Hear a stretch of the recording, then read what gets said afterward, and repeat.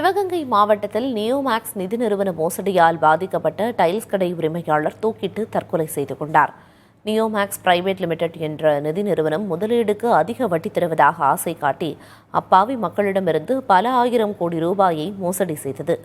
இதுகுறித்து மதுரை, விருதுநகர், ராமநாதபுரம் உட்பட பல்வேறு மாவட்டங்களில் பாதிக்கப்பட்டவர்கள் புகார் அளித்திருந்த நிலையில் இந்த வழக்கை பொருளாதார குற்றப்பிரிவினர் விசாரணை நடத்தி வருகின்றனர்.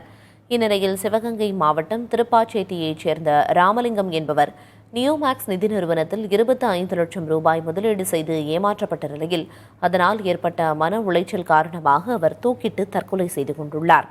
இச்சம்பவம் குறித்து வழக்கு பதிவு செய்து காவல்துறையினர் விசாரணை மேற்கொண்டு வருகின்றனர்.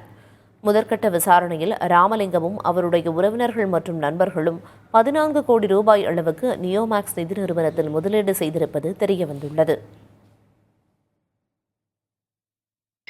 என் கணவரை இழந்துட்டு இப்போ நான் இன்னைக்கோட 5-6 நாள் ஆச்சு. எந்த நீதியும் கிடைக்கல, எந்த நியாயமும் கிடைக்கல. இவர் போட்ட அமௌண்ட்டு எவ்வளோ அது கூட எங்களுக்கு வேணாம். ஆனால் அவர் எழுதி வச்சுட்டு செத்துருக்காரு. இந்த நியோமேக்ஸ் காரணம்னு அவங்களுக்கு கொடுத்து எங்களுக்கு ஒரு நியாயம் கிடைக்கணும்.